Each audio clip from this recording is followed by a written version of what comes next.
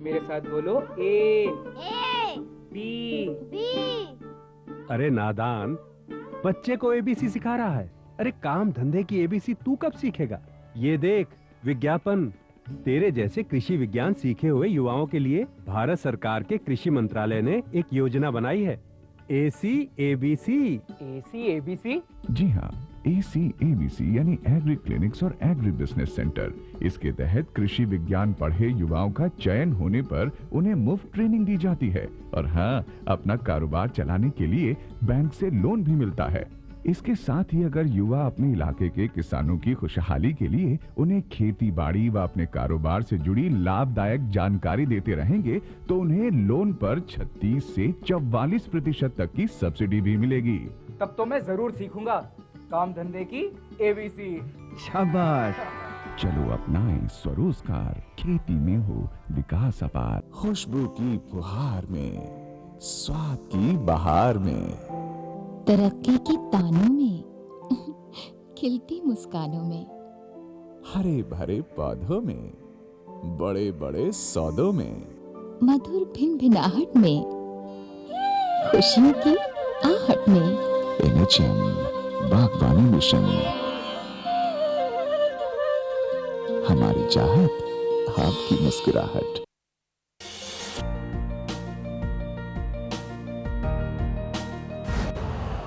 Urea का स्वदेशी उत्पादन 70 लाख टन बढ़ाने के लिए 6 उर्वरक संयंत्रों का उद्धार किया जा रहा है।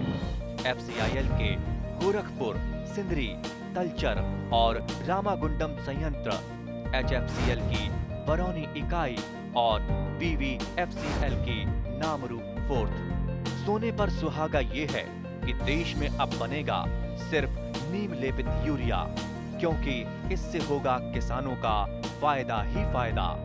अनाज का उत्पादन 10% तक बढ़ेगा। बढ़ेगी 10 से 15% नाइट्रोजन क्षमता।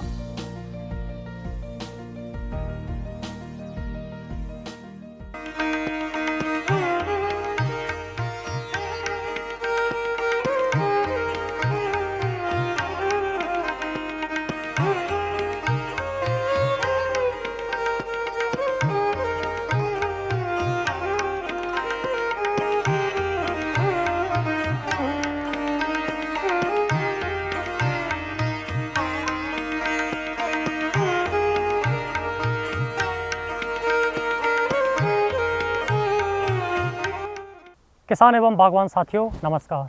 कृषि दर्शन कार्यक्रम में आप सभी का स्वागत है, अभिनंदन है।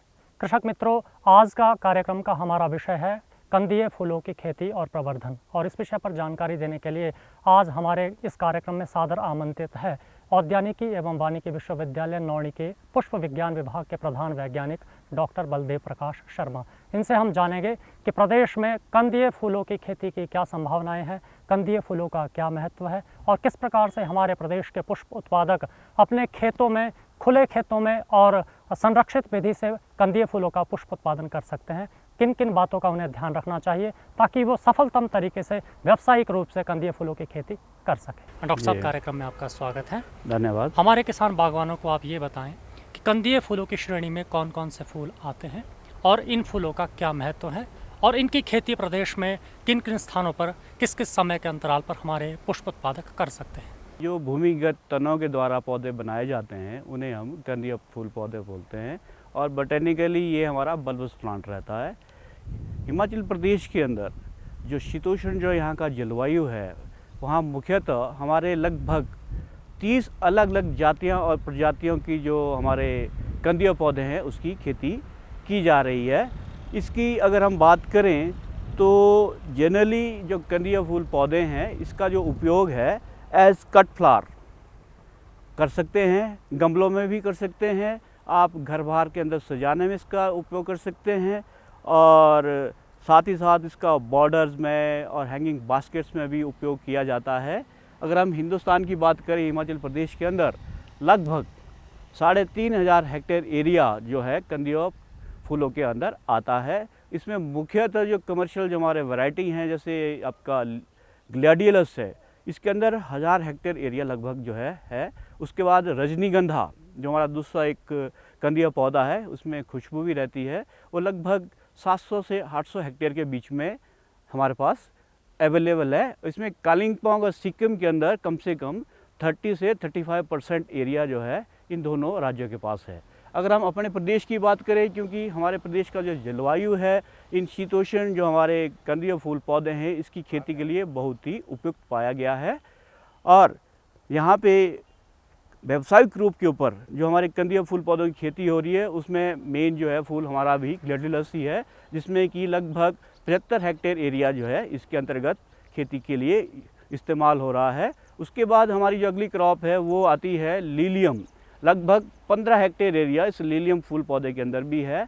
उसके बाद हमारा जो एल्स्टोमेरिया एक दूसरा कंदिया फूल पौधा है उसके अंदर लगभग 1 हेक्टेयर एरिया है, और 35 हेक्टेयर जो हमारा एरिया है वो ग्लैडियोलस, ये आपका डैफोडिल, आपका नरगिस, अमेरिलिस, ये जो हमारे कुछ पौधे हैं इसके अंदर भी ये एरिया जो है कवर होता है। तो डॉक्टर साहब, अब आपसे हम ये जानना चाहेंगे कि कंदिए फूलों की खेती को वो गुणन किस प्रकार करें, उसकी प्रोपगेशन कैसे करें ताकि वो आगे इसको व्यावसायिक रूप दे सके और उससे काफ़ी अधिक आर्थिक लाभ भी अर्जित कर सके। कंदिया फूलों का प्रवर्धन मतलब बढ़ावा, इनको कैसे आगे हम मल्टीप्लाई कर सकते हैं, तो एक बहुत हमने पहले ग्लैडियोलस की बात करी है। ग्लैडियोलस जो हमारा एक धनकंद से हम उसको आगे बढ़ाते हैं। तो आप देख रहे हैं ये जो मेरे हाथ में है ये आप ग्लैडियोलस का धनकंद देख रहे हैं। इसमें क्या होता है कि एक जो इसका ऊपर वाला पोर्शन है ये आप सामने से देख रहे हैं, और नीचे इसकी जो है आप यहाँ पे जड़ें देख रहे हैं। ठीक है, इसको ज़मीन में हम सीधा लगाते हैं भूमि में, और कम से कम जब आप इसको लगाएं तो इसमें फुटाव नहीं होना चाहिए, और ये जो है 8 से 10 सेंटीमीटर की गहराई पे आप जो है ग्लैडियोलस के धनकंद को लगा सकते हैं। ठीक है, तो पहली हमारी टाइप थी धनकंद के द्वारा इसको आगे बढ़ाना। सेकेंड टाइप जो हमारा आता है वो कुछ ऐसी जातियां हैं जो बल्ब के द्वारा या कंद के द्वारा हम उसको मल्टीप्लाई करते हैं। जैसे मैंने रजनीगंधा का जिक्र किया था, तो जो आप ये देख रहे हैं ये हमारा रजनीगंधा का एक क्लम्प है, जिसमें छोटे छोटे जो साइड में हैं ये इसके बल्ब्स रहते हैं, जिनको हम अलग करके जो है मल्टीप्लिकेशन के लिए उपयोग कर सकते हैं। हमारी जो तीसरी जो टाइप आती है मल्टीप्लिकेशन की, वो आप देख रहे हैं मेरे हाथ में, ये एक राइजोम है, एक काना एक हमारा बल्बस प्लांट है, उसका जो है आप देख रहे हैं ये इसका एक राइजोम है। राइजोम भी इसका आगे बढ़ाने का तरीका हो सकता है।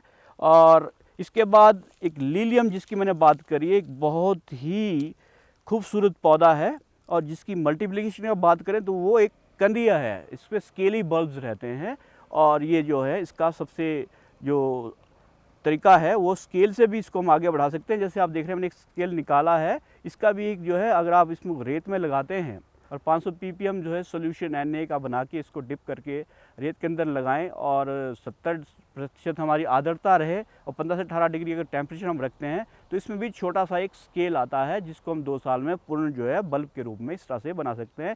आप ये देख रहे हैं इसकी शूट जा रही है और ये नीचे जड़ें रहती हैं, तो एक जो है लीलियम को आगे बढ़ाने का ये हमारे पास तरीका रहता है। तो इस तरह से हम अलग अलग जाति प्रजातियों को इन विधियों से आगे बढ़ा सकते हैं। डॉक्टर साहब, जो किसान और पुष्प उत्पादक व्यावसायिक स्तर पर कंदिए फूलों की खेती करना चाहे जी, वो कैसे अपने खेत को तैयार करें, कौन कौन से जो है बीज को लगाने से पहले बातों का ध्यान रखें, और बीज लगाने के बाद कैसे उसका जो है सावधानियां बरतते हुए उसका सही प्रवर्धन वो कर सके, इसके विषय में भी आप जानकारी दें। और इसके साथ साथ आप हमारे पुष्प उत्पादकों को ये भी बताएं कि कंदिए फूलों की सफलतम खेती करने के लिए प्रदेश की जैसे अलग अलग क्षेत्रों में अलग अलग तरह की जलवायु हमारे प्रदेश में रहती है, तो अलग अलग वातावरण में कंदिए फूलों का उत्पादन सही तरीके से वो कैसे कर सकते हैं ताकि उन्हें अच्छा लाभ भी मिल सके। जो फ्लोरिकल्चरिस्ट है जो फूलों की खेती कर रहे हैं उनको ज़मीन का ध्यान रखना होता है कि भूमि कैसी हो। कंदिया फूलों की खेती के लिए हमें दोमट मिट्टी की आवश्यकता रहती है। उसमें अगर थोड़ा रेत का रेशो या मात्रा ज़्यादा रहे तो उसमें जो कंद होते हैं वो अच्छा साइज भी ले लेते हैं। तो ये ख्याल रखें कि दोमट मिट्टी का ही उपयोग करें, और उसका pH मान लगभग 7 होना चाहिए, ना वो एसिडिक हो ना एल्कलाइन, तो हम न्यूट्रल जो है उसका pH होना चाहिए।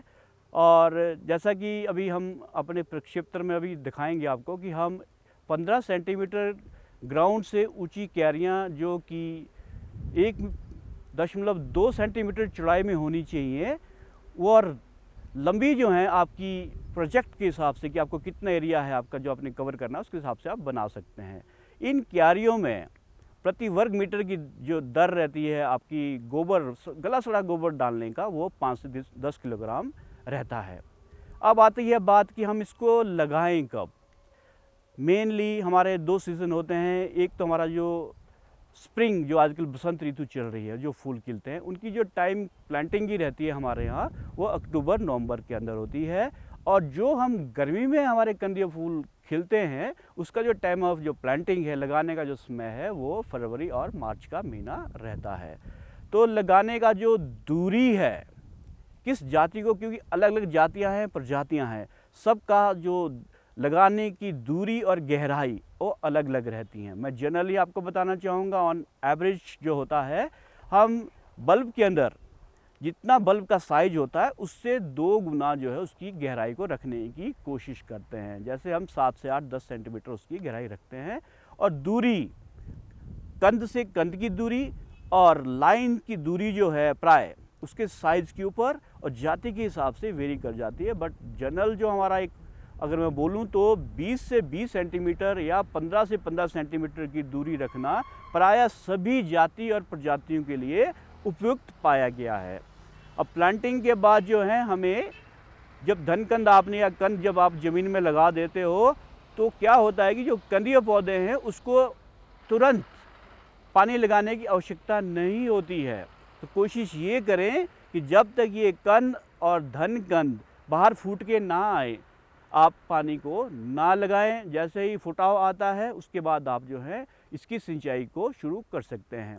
साथ ही साथ जैसे बढ़त होती है, इसकी ग्रोथ हो रही होती है, तो आप ये ध्यान रखें कि आपने किस सीज़न में पौधे को लगाया है, उसके हिसाब से आपने पानी देना है। अगर ये मार्च अप्रैल में लगा है, हमारा फरवरी के अंदर प्लांटिंग हुआ है, तो गर्मी के टाइम में हफ्ते में 2 बार भी पानी देना पड़ सकता है। अगर आप अक्टूबर नवंबर में इसकी प्लांटिंग करते हो तो आप जो है हफ्ते में 1 बार पानी दे के भी अपना जो है काम चला सकते हैं। तो पानी के बाद जब ये पौधा चल रहा होता है तो इसमें गुड़ाई और निराई, अगर खरपतवार आ रहा है तो आप उसको निकालते रहिए, साथ साथ इसकी गुड़ाई करते रहिए ताकि पौधों की जड़ों में उसकी जो हवा की मात्रा उसको अच्छी मिलती रहे।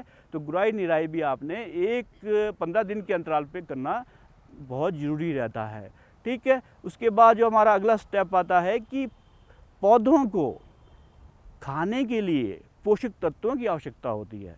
तो नाइट्रोजन, फास्फोरस और पोटाश जो है बहुत ज़रूरी हैं किसी भी पौधे की अच्छी बढ़त के लिए, उसकी पैदावार के लिए। तो जनरली अगर हम कंदीय पौधों की बात करें, इन अकेले को छोड़ के, तो 10 से 20 ग्राम नाइट्रोजन, 20 से 40 ग्राम पोटाश, 20 से 40 ग्राम ही फास्फोरस की मात्रा और मिकदार हमें देनी होती है। और जो आपका फर्टिलाइज़र का सोर्स है वो अलग भी हो सकता है। जैसे आपने नाइट्रोजन देना है तो आप कैल्शियम नाइट्रेट यूज़ कर सकते हो। अगर आपने फास्फोरस देना है तो आप सिंगल सुपर फॉस्फेट का इस्तेमाल कर सकते हो। पोटाशियम के लिए आप जो है म्यूरेट ऑफ पोटाश का इस्तेमाल कर सकते हो। ख़ास बात ये ध्यान में रखें कि नाइट्रोजन की जो मात्रा है वो 2 मिकदार में देने की कोशिश करें। तो इससे क्या होगा कि आपका जितना ज़रूरत होगा पौधे को उतना उसको उपयोग में ला सकता है। डॉक्टर साहब, अब आपसे हम ये जानना चाहेंगे कि जब कंद वर्गीय फूलों की फसल तैयार हो गई है तो शस्योत्तर प्रबंधन हमारे पुष्प उत्पादक किस प्रकार करें ताकि उनकी जो फसल है वो सही ढंग से वो उसकी काश्त करके उनसे वो सही तरीके से मार्केट में उसका विपणन के लिए भी भेज सके और उनके जो फसल का उन्हें पूरे दाम मिल सके। कंदीय पौधे हैं, इसमें मुख्यतः लीलियम हमारे प्रदेश के अंदर, ग्लैडियोलस जो है इसकी, और रजनीगंधा, 3 ऐसी फसलें हैं जिनकी लोग जो है खेती कर रहे हैं और काफ़ी एरिया में जो है लोगों ने इसको उगाना शुरू कर दिया है। तो उगाने के लिए तो मैंने पहले आपसे कहा है कि मिट्टी, गुड़ाई, निराई, पोषक तत्वों का देना, ये सारी बातें आपने ध्यान रखनी है। उसके बाद जो मेन चीज़ है शस्योत्तर प्रबंधन, कि जब आपका फूल पौधा तैयार हो गया और खिलना शुरू हुआ है तो किस स्टेज के ऊपर उसको काटना है वो बड़ा इम्पॉर्टेंट होता है। अगर मैं आपको एक एग्जांपल दूं, मेरे पास हाथ में कैला लिली है, ये इसका जो इस्तेमाल हम कर रहे हैं एज ए कट फ्लावर कर रहे हैं। ठीक है, इसी तरह से लीलियम हमारा पौधा है, उसके अंदर भी हम उसे कट फ्लावर की भांति यूज़ करते हैं। और हमारा रजनीगंधा है, उसको भी कट फ्लावर और उसके लूज़ फ्लावर भी हम इस्तेमाल कर सकते हैं। लूज़ फ्लावर से मेरा मतलब है कि उन फूलों को हम हार बनाने के लिए, बेनी, गजरा बनाने के लिए इस्तेमाल करते हैं और उसमें खुशबू भी होती है, तो वो उसका एक जो है इस्तेमाल रहता है।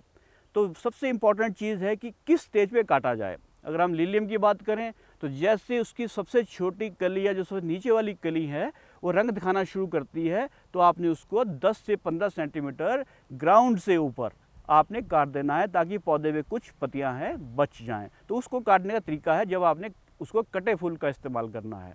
ठीक है। लूज फ्लावर के लिए आप कर सकते हैं कि पूरे खिले हुए फूल जो है, जैसे रजनीगंधा में हम बात करें, उसके कम से कम 40 से 50 फूल आते हैं एक तने के ऊपर, तो उसको आप जो सारे को पूरा खिलने पे भी जो उसको आप निकाल सकते हैं।